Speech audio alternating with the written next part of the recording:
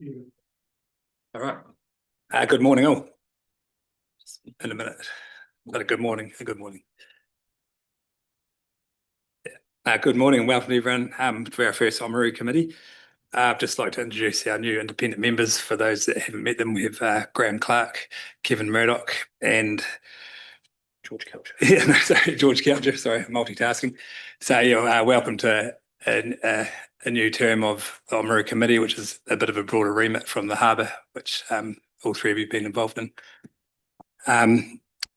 So do we have any apologies? I think everyone's here. So any declarations of interest?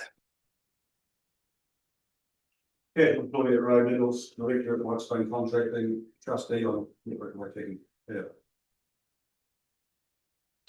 Thank you. Let's get them to turn the mic on. Thank you. Yes, casual employee at Road Metals, director at Whitestone Contracting, and trustee on Network Waitaki Power. Thank you. Moving on to page 4 of reports from the Chief Executive and staff for information. The committee's terms of reference for the structure for the year endorsed by council. So did you want to introduce anything, Lisa? These have been gone through with council and have come through for accepting today. And going by the previous meeting, the mayor might like to introduce them. Thank you. So just to, I guess, follow on from our last committee meeting, these are stand us up and get us moving space. So recognising that we are still doing a bit of work on how this is all going to work and the best way to proceed. So there is an option throughout the year to revisit these if it's something we want to change, whether it's membership or it's terms of reference. But also within the year, they will be revisited just to make sure they're getting the outcomes that we're looking for.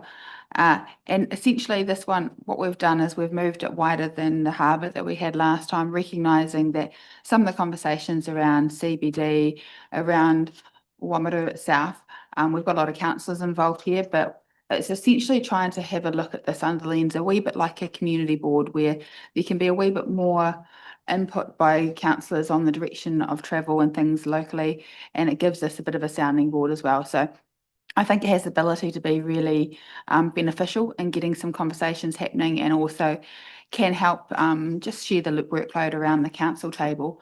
The other thing is very much that we've got one other potential member for the representatives here for the community reps, which I think, you know, we've got currently the ones that we've been working in the harbour space, and it's probably looking a little bit wider and thinking about how we do that. So that's something that I can work on with Councillor Holding, and we can come up with a plan and bring that back to a future meeting. So this is a stand up and get us moving, and yeah, there may be some teething issues, but we'll work them through along the way. Thank you, Mayor Tavendale. And I'll just, for anyone that is new to reading it for the first time today, does anyone have any questions about the objectives and terms of reference, etc.? Councillor Hopkins. Yeah, Mr. Chair, I do note that we receive and note the terms of reference, which in my view, as per the decisions made at the previous committee meeting, may enable us to seek clarification and or amendment from the council. I remain concerned at the imprecision of the word matters under scope of activity, power to act. I'm a member of the committee, so I'm entitled to express anxiety about this. How many matters relating to community facilities, parks and reserves will the committee have power to act without reference to council? How many matters related to the council services, including a library, aquatic centre and gallery and museum, without reference to full council? How many matters relating to community safety and wellbeing? I believe that there should be a relatively constrained definition of the word matters. I mean, does this mean that the committee can, for instance, decide that the library will close on Saturdays and shut down at midday on Friday? Does this allow the committee to decide charging at the gallery or museum? In other words, the way it's worded, it seems to me that that's at least a theoretical possibility. And I would like some precision applied or clarification applied to the term matters. And I would, what I'm hoping is that we will ask the council to clarify that matter. The other thing. Point of order, can we just cover that off individually? Yeah, I would probably say, Jim, that those would be operational matters, the things you raised, and we will be having a work program coming to us as the committee evolves for the year. So, and as a member of the committee, you'll have your chance to address that. So I think today we won't be changing too much wording. Sorry, you can't say that. Okay. If there's a resolution put and carried, then it goes from Okay, no, committee. you're welcome to try. But you've just used a term that isn't in the terms of reference. You've talked about operational matters. Oh, opening the Which is library hours and different those things. from would be appropriate. methods. If I may, through the Malcolm. chair, if you go back to the objectives, and I think that's where your concerns can be allayed. It's around the agreed local projects, and this was a conversation we had at the council meeting when we Yes. had these for them to come back. So around the matters, they are agreed matters. So essentially what this is allowing, as well as a bit of trust in your other colleagues, is the fact that anything that is being covered by the committee has to already be agreed as a program of work through the council. So this is not saying, hey, we've decided all of a sudden we want to close the library on a Tuesday. We don't think Tuesday is needed. That can't happen through this committee because the objectives are agreed local projects. So if council come out and say, we're not going to close the library on Tuesday, just clarifying. But if the council come up and say, hey, we want to close the library on Tuesday, we want the Ōamaru committee to investigate what that looks like, then that matter would be the matter for the Ōamaru committee to recommend to council on, and then the implementation side of it would be matters that they'll make decisions on. So I think it is well captured. Like you're certainly able to put together a motion that sits outside of that and ask for some more clarity. And if you get the support of your fellow members, that will go to council. But I do actually think that we have got it covered within the objectives. And I think we also need to take a wee bit of a leap here and have a bit of trust in the process and give it a try. Councillor Hopkins. I accept the idea of trust, and I can also see how things can boomerang or backfire subsequently. I'm going to test the mood of the committee by moving the following: that we request that council amend the terms of reference so that the scope of activity, power to act, refers to objective 3 matters in 1, 2, 3, and 4. I have a seconder for that motion. That lapses through Tom, no support. Oh, sorry, Hannah.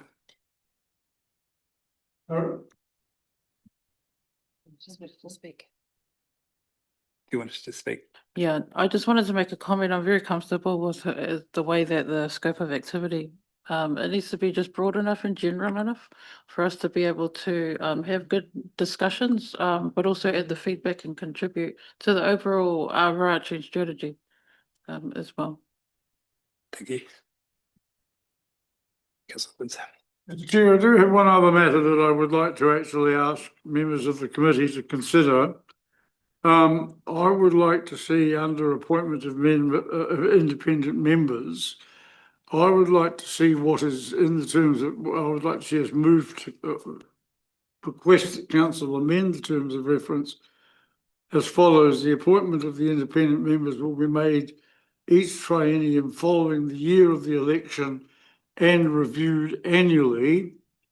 Speaking to this, the one concern I have expressed, and it's no reference to the competence of the people involved, is that there's a definite Harbour Committee emphasis in terms of the independent members currently appointed. And I would like to see this committee have some ability to consider other persons who may have expertise in other areas, notably the Sports and Events Centre, marketing, things of that nature. And an annual review of appointees would make that, in my view, more effective and more efficacious. I also, in principle, object to the fact that we appear to be departing from a long-standing tradition where committees appoint their own independent members. In this instance, the appointments are going to be made by the mayor, one councillor, and a member of the ELT. And in my view, I would like to see the committee have the right to appoint its own independent members. Thank you, Mayor Timdale. Just to respond to a few things there. First of all, the intention is, and we just discussed it last time, that this would be revisited within 12 months. So that includes the whole terms of reference and the membership. So I think that's already captured. Around the membership as well. It's not actually standard practice and it's not the way we've always done it to have it being an open committee conversation. And I think that's a really challenging way to do it. There is an ability both through the council process and through this conversation here for us to open it wider. And I think we've had those discussions and we'll continue to have those discussions. But I do think that there is wider interest and understanding of through the committee independent members than just the harbour. So I think we need to be careful not to just pigeonhole them into that space, because there's certainly a lot wider expertise that we've got at the table here. I think there's also an ability, as we've mentioned, to add an extra member, keeping in touch, and I think we can have a bit of a discussion as a team. But at the end of the day, we do need to make decisions, and when it comes to individuals, that is very challenging. So what we've done is we've identified people. And I think there was a process and a discussion that we've had, and that membership has been approved by council to come to this committee. So I do think that we've had a process sitting around it.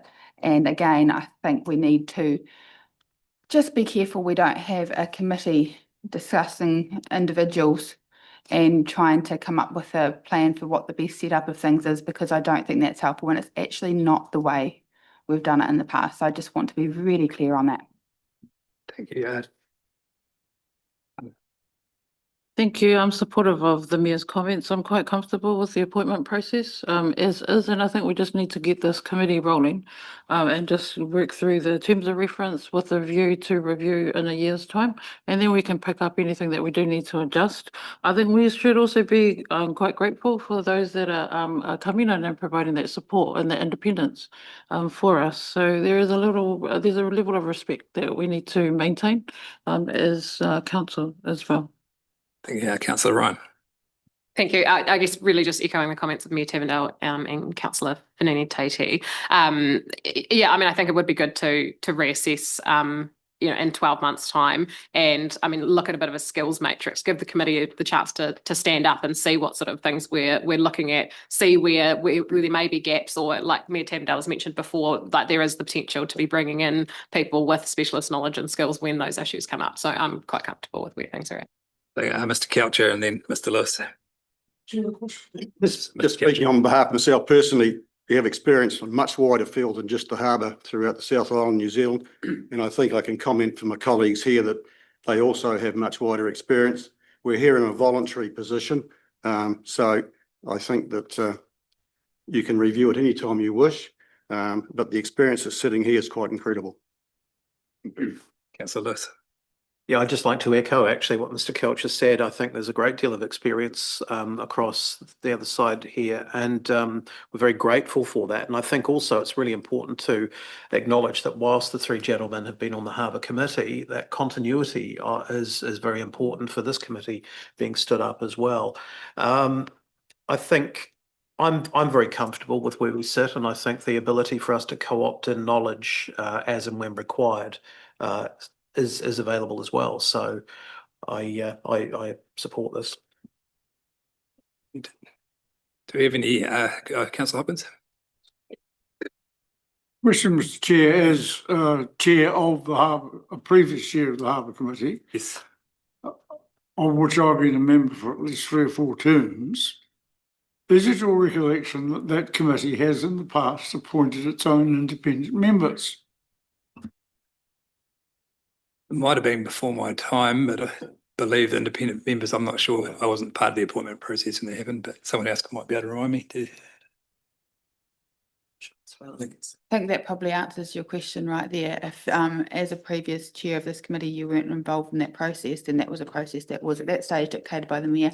I think we've had a wider conversation as a team around this as well, so it's not a surprise to anybody.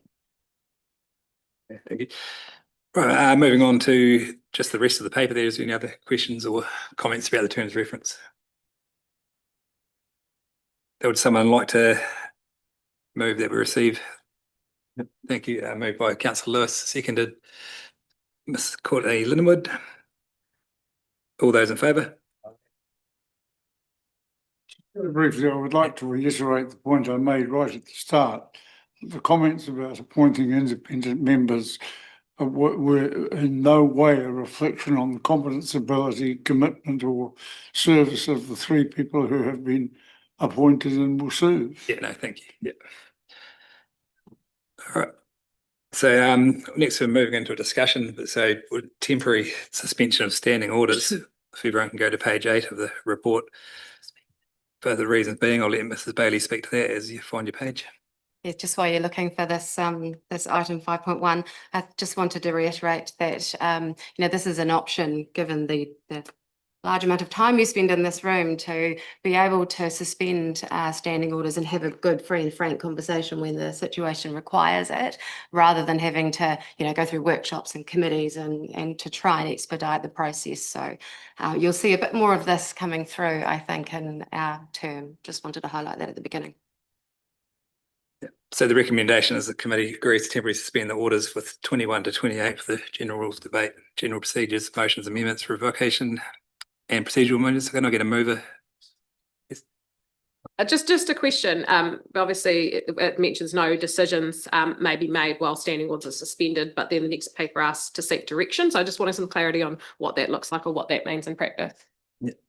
I think just the direction or the conversation, how it goes, will be noted by staff and they can go away and look into it and come back with a proper decision report with those conversation points.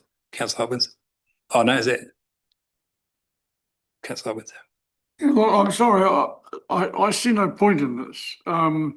You as chair have an absolute authority at any instance, on any moment, to move standing order 3.5, suspension of standing orders, as indeed would any other committee member, in order to facilitate a particular discussion at a particular time.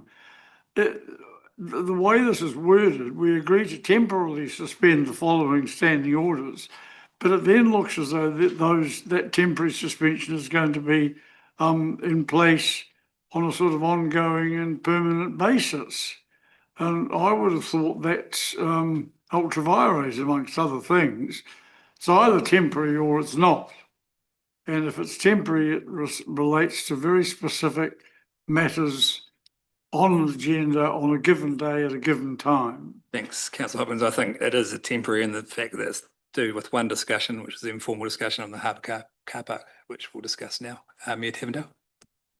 I do take Councillor Hopkins' point that it does appear that we're sort of discussing something wider than probably what we're discussing. So just if we can make it really clear when we talk about temporarily suspending the standing orders, that it is for the next discussion, rather than across the term or anything like that, because it was a wee bit confusing in that respect.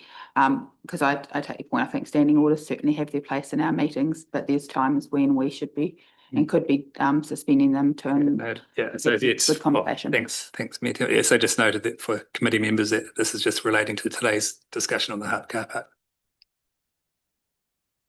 Yep. Thank you. Moved by Mayor Tavendale, second by Councillor Hopkins. So we'll move into the report and I'll let Josh open up. Thank you very much and good morning to everyone.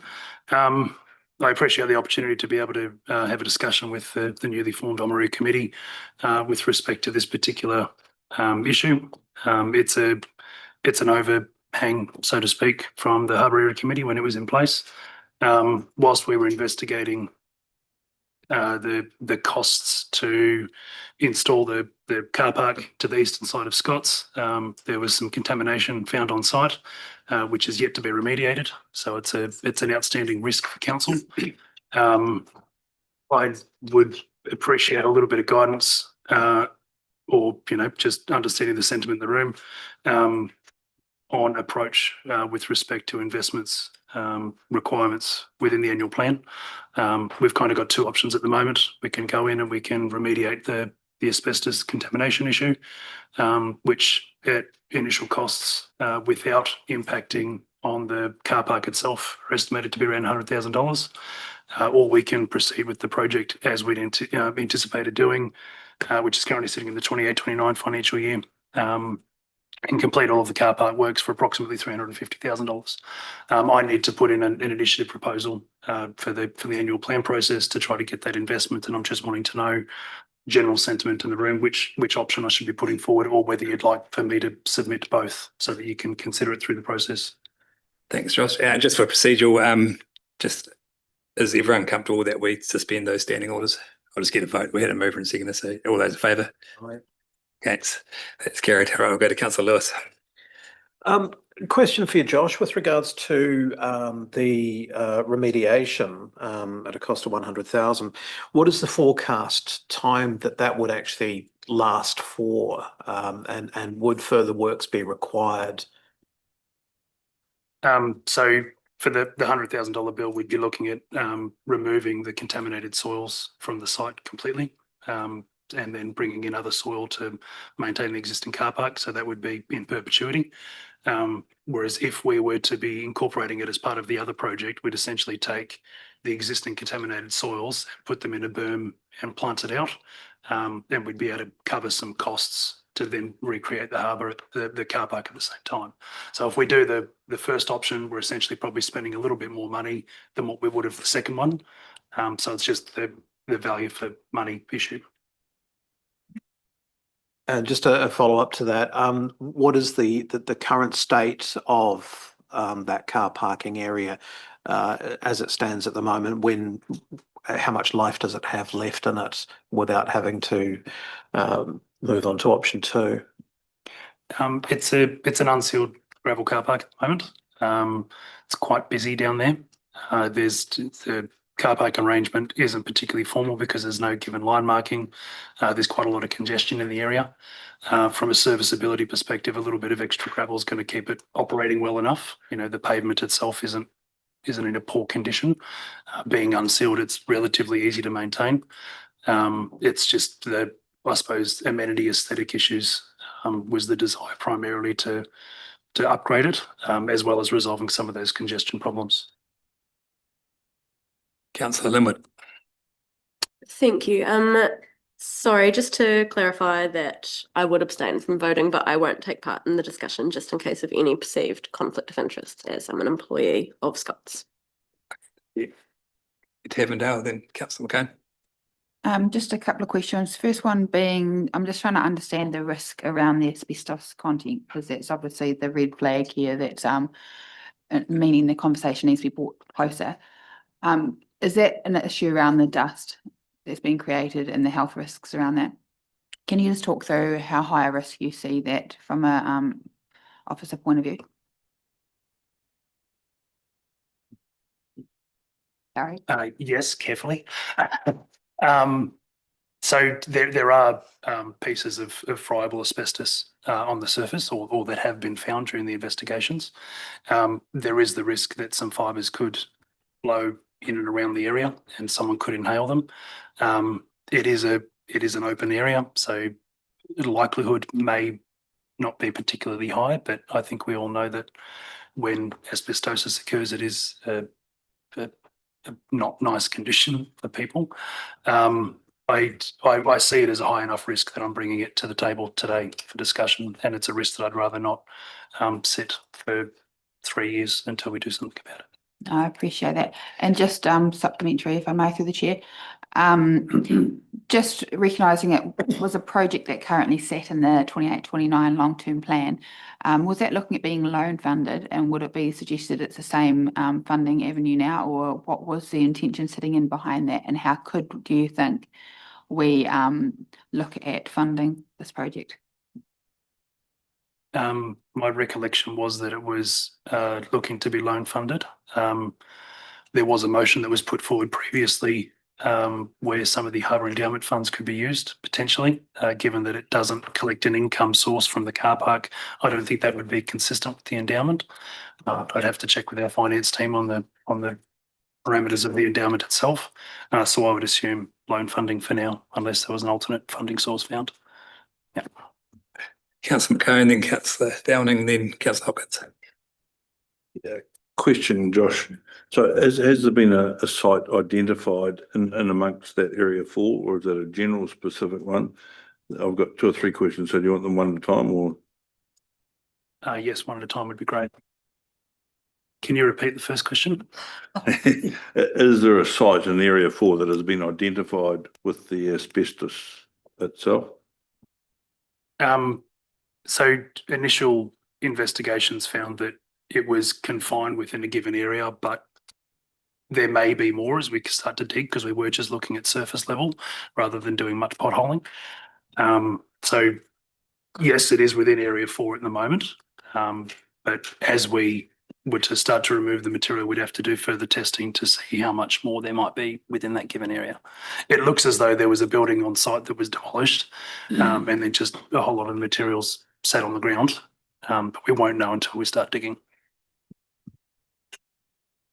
And to carry on from that, so area 4 and area 2, so the quote given in 2025 or 24, whatever date it was, is 350K. Does that include area 2? Does that include everything pretty much on the coastal side of the building, is what I'm asking? Yes, I believe it was. It was everything within area 2 and area 4, but didn't include the access way onto Waterfront Road. That was separate. Okay, so if we take inflation and crazy stuff that goes on, we could probably add 15 to 20% on that. So we could be looking at 420K in a realistic scenario currently. I might pass over to learned colleagues over here that are more involved in the contracting market, but I would think, given some of the market constraints at the moment, inflation is not particularly high on some of the road and construction projects. At least what we're seeing coming through the tender box at the moment, it's quite competitive. I'd be hopeful that would be close to that 350 mark still. And I suppose if I made just a generalised comment at the finish that we're trying to fix up a pub car park, and I don't think the ratepayer should be paying for that. The funding, if it can be found through some other sources, that's fine. But at the moment, as far as the rural ratepayer is concerned, I do not support it. I know most of the harbour area is a hail site or a collection of hail sites. Will this particular part move to a former hail site? Will that hail site designation essentially be lifted after the work? So if we were to undertake the work, we'd essentially be relocating the material and capping it. So it would still be considered a hail site overall. The issue with capping it in situ is essentially we'd just be removing a whole lot of car parking space. So the area itself would still remain a hail site, but it would be confined to within a given area within the greater bounds of the site. Yep. Josh, just a question. So with that area and the contamination, what about the leased part for the pub at the back, which is gravel too? Does that come under this umbrella? Because if there's asbestos in there, surely it would be contaminated as well. My understanding from the initial site investigations was it didn't extend into area 2, it was confined within area 4, and that was just down to where the potential demolition of a building may have occurred. Josh, just one other question. With that costing, does that include the access road onto Waterfront Road? Because I remember at last Harbour Area Committee, we were talking at $89,000 to connect the road. And is that something that we should be doing? You know, just like to say about the funding, you know, is that part of it? And where's that going to stop? That wouldn't include the access onto Waterfront Road. So we'd just include the 350,000 would include the rehabilitation of the asbestos issue, as well as the sealing and line marking of sealing, line marking of the areas 2 and 4, including the formation of those bus parks. It would not include the waterfront road access. That would be something that we'd have to consider at a later time. Whether we or council wanted to proceed with final development of the area as a whole so that we could walk away from the project, it'd be something that we'd have to weigh up on a cost benefit analysis. Mr. Coucher. Just a question, I think last time round, the initial tender rate was about 350 or 380,000 to the other side. Final cost come through from council about 500 and something. So this 350, potentially you can still get the same price because it's pretty competitive out there. But does that include the council costs on top of that? Because I was very surprised last time.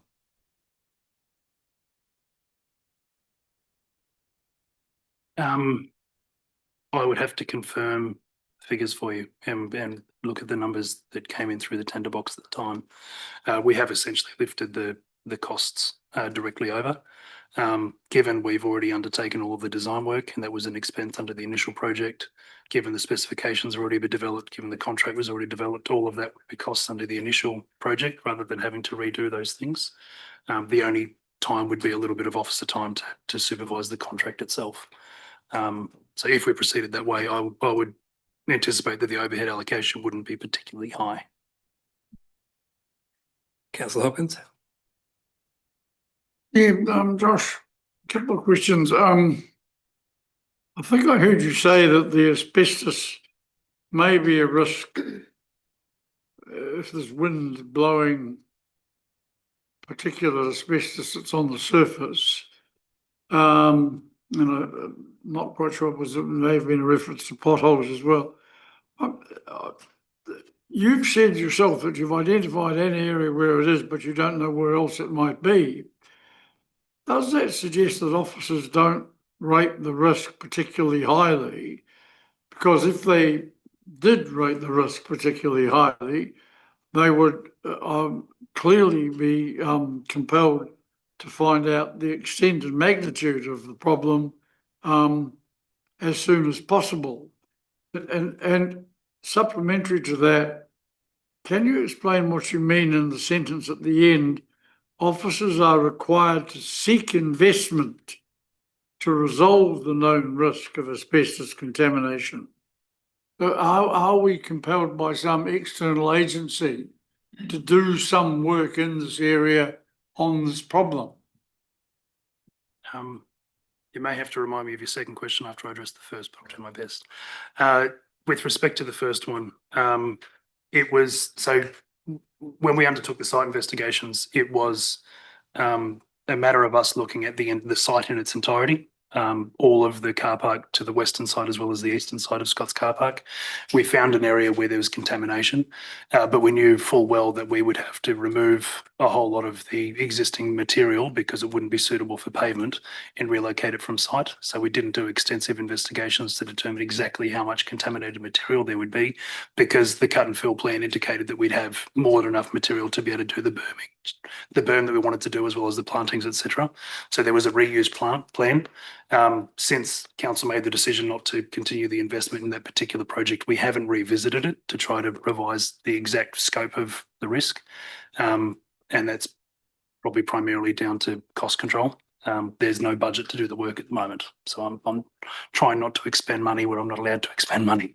And with respect to the second one, this is probably an issue where I don't want to be found to be negligent by not raising a risk to council that's a known risk, and highlighting it accordingly.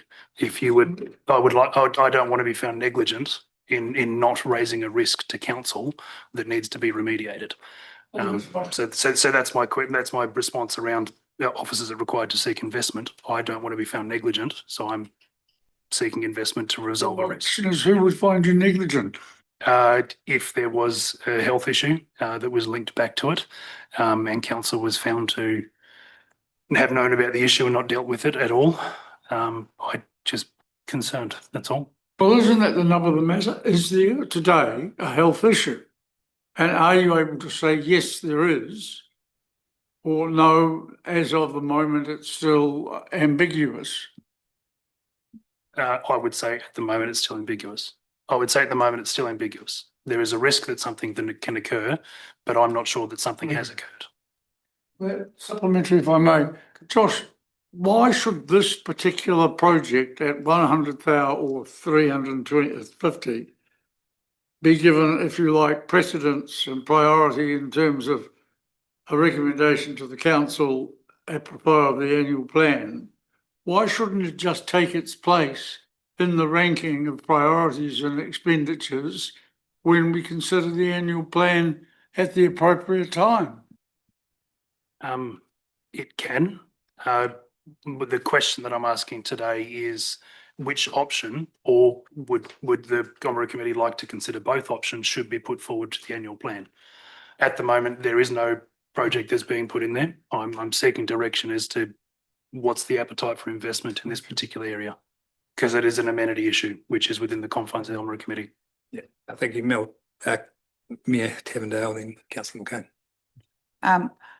I just thank staff for raising this. I think if staff are aware of something like asbestos, which certainly does bring heightened concern in our community, if they're aware of that and they don't bring that to us, the level of concern probably needs to be built on. But I think as well, these are our conversations. At the moment, it's in the budget. This is going to happen in a couple of years' time. It's a political discussion as to whether we see there being too much risk in holding that spend back and not dealing with the issue at hand that's now been raised. So I think we can only take so much from what officers are saying because they know it's there. They're not health regulators or anything like that. So that that understanding of what the exposure could mean is something that we could look for external support on, but there is a cost to that. So we need to work out what we see as the best way forward in this kind of conversation. And just want to thank you for bringing that to our attention. Councillor McCann. Mr. Chair, would you entertain a recommendation? I'll just take a quick question and then. Oh, question. Yeah. I suppose I'm playing the devil's advocate a wee bit, but at the moment, area 1 and 3, which is on the west side of the building, has got a very nice new car park and everything else that's already been put up with, which also services the old part of the town. Would the committee entertain the idea of parking meters in there if area 4 and 2 were done, because all of a sudden you're providing another source of parking on the other side of a building for a commercial business? The second part of that question being, is there a legal requirement and owning a commercial business by the council that we must provide a parking area for that business? I'll just say probably to your first question, that's something that is going out for consultation on the parking meters at the moment, which will come back to the full council on extending areas. So we'll have that feedback and it'll be a different decision process. But just point of clarity, it's not going to consultation because we voted to not have it go to extra consultation. Okay. But it will come to us as part of the parking strategy as a discussion point.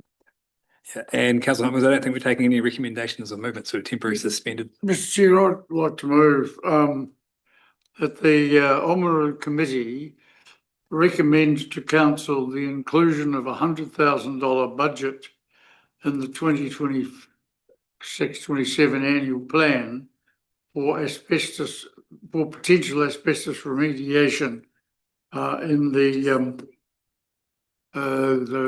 Harbour Car Park area 4. Sorry, Mr. Render.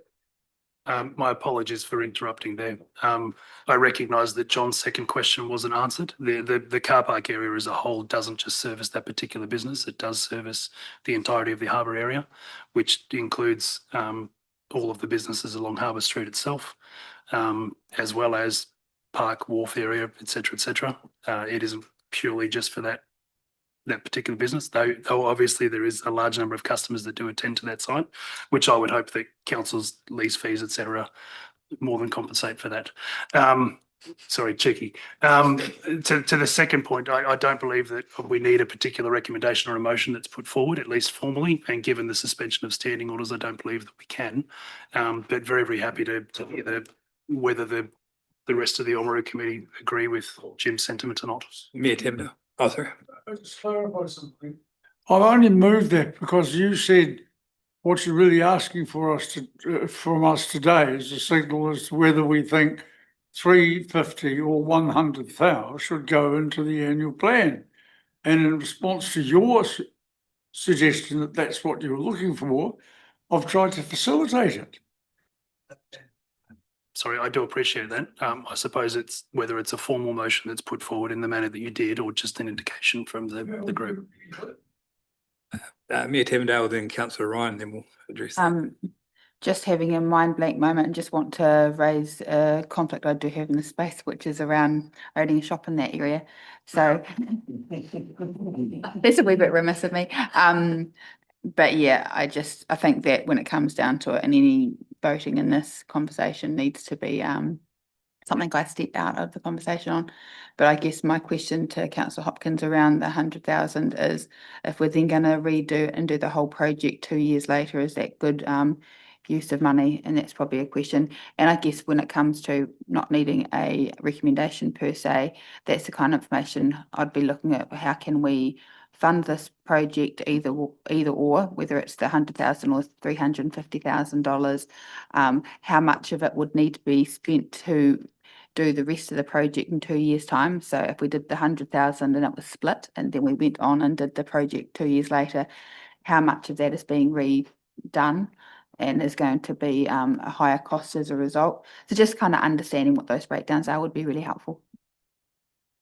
That's Chief Executive Alex Fahmy. Yeah, I just wanted to clarify on process in terms of, effectively when you move out of, standing orders and suspend them, you should treat this a bit like it's a workshop. So in terms of this particular issue, if the committee is minded that that's, wants to see something come forward as part of the annual plan process, then officers will take that away, in this case, Josh, and feed it into the process so it could be formally considered by council in that annual plan process for a decision. So it doesn't need a decision. We just need a steer from the committee, and we can take that away. Go to Councillor Ryan, then Mr. Slack. Cool, thank you. I guess, the issue that we have in front of us was sort of what I was trying to clarify at the start. But actually, Mayor Tavendale has covered the questions that I had in terms of that cost difference and actually just getting that information in front of us. But I was also just interested, Josh, you mentioned like issues of congestion and understanding, I guess, what that looks like a little bit more and what the issues are and what sort of information we actually have in that. I suppose that's one where I probably don't have a lot of data. It's probably observations and sentiment from within the community. Just the difficulty in finding car parks in that area sometimes, particularly when there's significant events that are held. The all-day bay, as an example.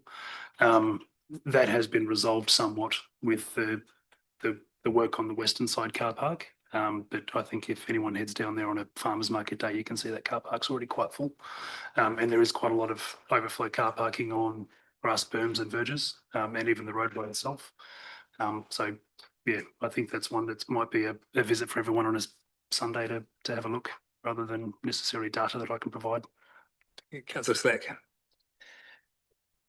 As we discuss things under the suspension of the standing orders, Josh, I'm going to put a bit of a loaded question to you, basically to put the pin back in the grenade, if you like. But my understanding of dealing with asbestos is that it really only becomes a significant risk once you start exposing it and start working with it and disturbing it, in fact. And what I get it from you, and feel free to correct me if I understood this wrong, there's some asbestos was found on the surface. You don't really know how far it extends until you start digging for it. And when you start digging for it, then you're actually going to start disturbing it. So, for all intents and purposes, and the way I look at it is, well, you really need to have a budget in place to deal with the issue as a whole. And at the moment, you don't really know what that is. So for the time being, it's best to leave it alone. Mr. Coucher. I have a slightly different view on this. We've talked about the Harbour Committee past years. I think we need to be looking at completing the whole project if we're going to go ahead, which is resealing the east side of the car park, sealing the bridge parts, updating the scales that are sitting down there, power the wharf, or we leave the whole thing alone as it is. Once you disturb it, you might find some things in there you don't want to know about. And I just reiterating what's just been said, that once you open that up, it's a can of worms. And as for where the parking's used, leases may cover it, but maybe we should be looking at Scott Brewery leases to being the main recipient of all that, as long as that lease is covering the upgrade, that they will have an improvement on their lease area. Thank you. Josh, I'd just like to go back to the funding. You said that you didn't think that the Harbour Endowment Fund would be suitable for it. There are other projects that I feel that are just as important, or if not more, that need to happen within the harbour. What guarantee have you got that it won't be used for that?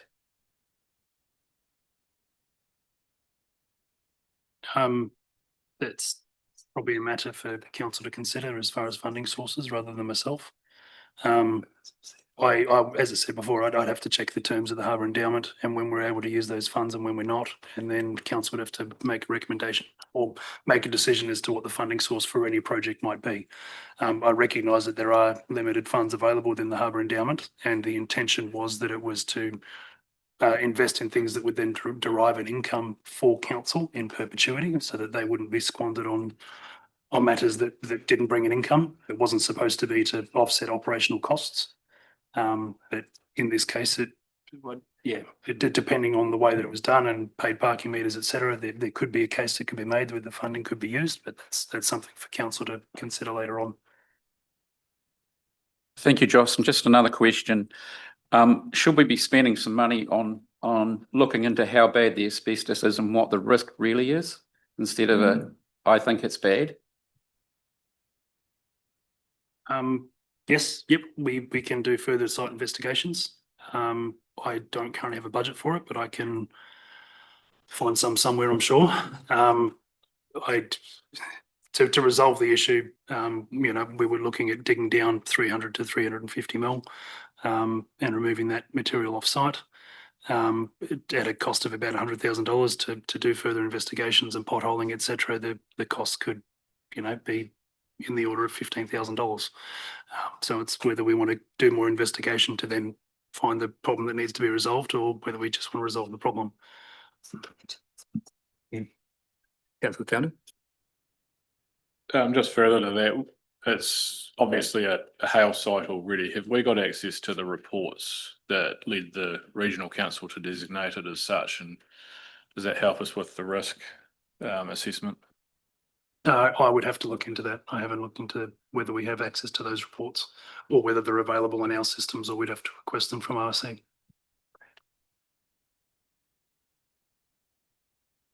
Any other questions? Do you want to say anything, Graham?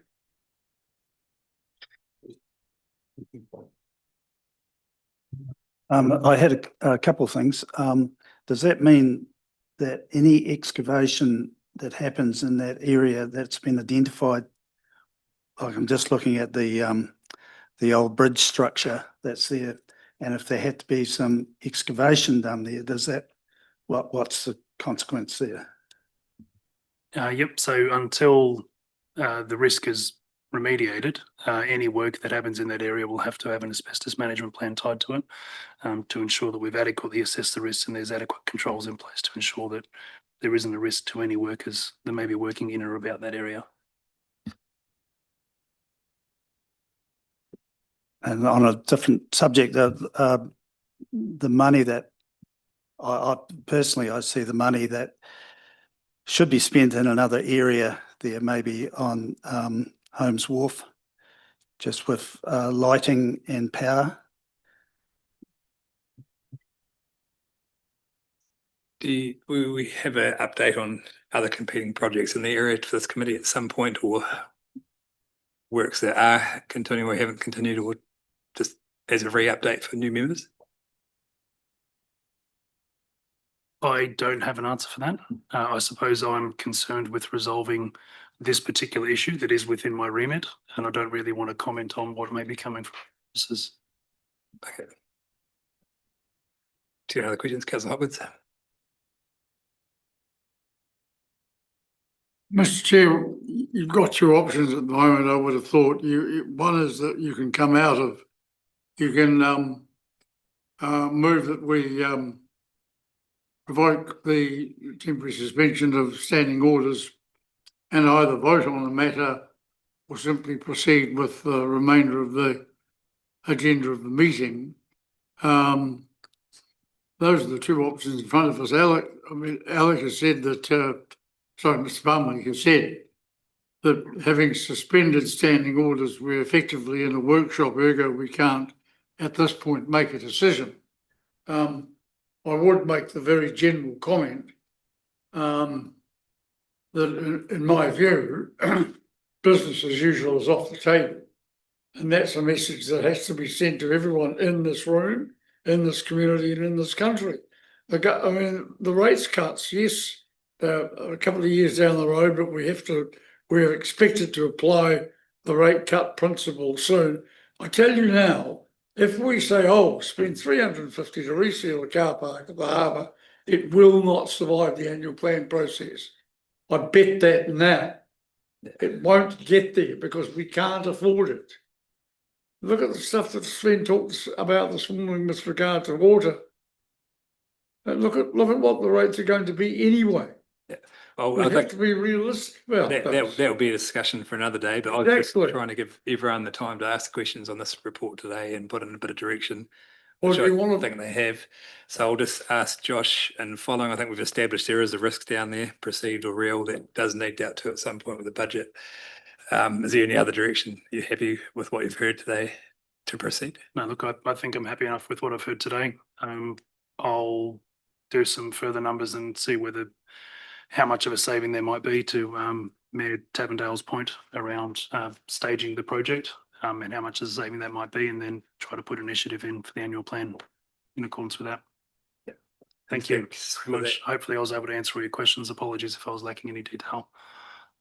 Yeah. And just following that, I don't know, do we need to revoke the temporary standing for the next meeting? But no, that was clear. So yeah, declare the meeting closed, and thanks for everyone's participation.